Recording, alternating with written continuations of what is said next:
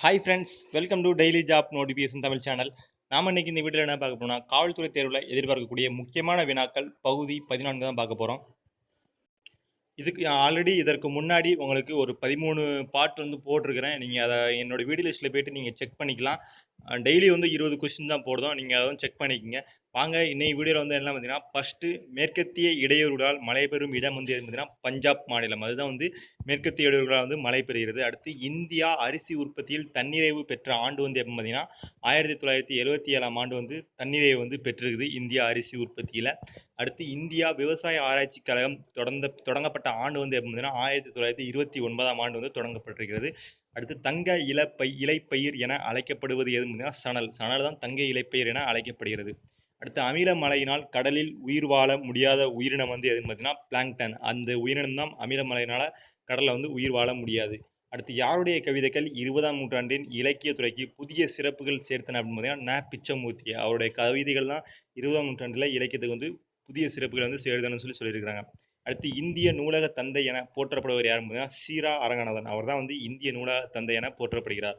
அடுத்து சேக்கிலார் யாரிடம் தலைமை அமைச்சராக பணியாற்றினார் அப்படின்னா அனபாய சோழன். அவர்கிட்ட தான் வந்து சேக்கிலார் வந்து தலைமை அமைச்சராக வந்து பணியாற்றினார். அடுத்து குகன் படலம் வேறு எவ்வாறு அழைக்கப்படும் கங்கை படலம் என அழைக்கப்படுகிறது. அடுத்து ஆர்தரின் இறுதி என்னும் நூலின் ஆசிரியர் என்பதால் டென்னிசன். அவர் தான் வந்து ஆர்தரின் இறுதி என்னும் நூலின் வந்து ஆசிரியர். அடுத்து நுகர்வோர் பாதுகாப்பு சட்டம் இயற்றப்பட்ட ஆண்டு வந்து 1986. அடுத்து நிர்வாச்சன் சதன் என்று அழைக்கப்படுவது என்பதுனா இந்திய தேர்தல் ஆணையம். அதுதான் வந்து நிர்வாச்சன் சதன் என அழைக்கப்படுகிறது. அடுத்து வந்து பார்த்தீங்கன்னா சார்க் அமைப்பின் முதல் பொதுச் செயலாளர் வந்து யாருன்னா அபுல் ஹசன். அவர் எந்த நாட்டை சேர்ந்தவங்க பார்த்தீங்கன்னா வங்காளதேசம்.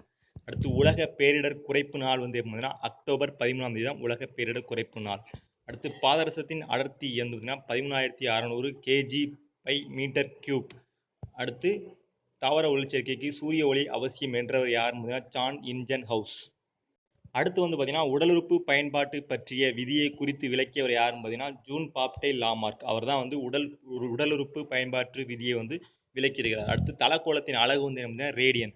அடுத்து திண்மக்கோலத்தின் அழகு வந்து என்ன ஸ்டேடியன். இது ரெண்டுமே வந்து நீங்கள் நோட் பண்ணி வச்சுங்க, உங்களுக்கு குழப்பம். ஸோ இதை நல்லா படித்து வச்சுக்கிங்க, தலக்கோலத்தின் அழகும் திண்மக்கோலத்தின் அழகும்.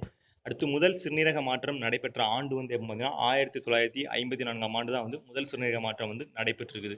இது வந்து பார்த்தீங்கன்னா உங்களுக்கு 6 முதல் 10 வரை உள்ள ஸ்கூல் புக்கில் உள்ள இம்பார்ட்டன்ட் கொஷின்ஸ் மட்டும் தான். நீங்கள் டெய்லி ஒரு 20 கொஷின்ஸ் வந்து மனப்பாடம் பண்ணுங்கள். இதுலேருந்து உங்களுக்கு ஒரு 2 கொஷின் அல்லது ஒரு கொஷின் வந்தால் கூட உங்களுக்கு லாபம் தான். ஒரு மார்க்கில் வந்து நீங்கள் வந்து லீடிங்கில் போவீங்க எல்லாரை விட.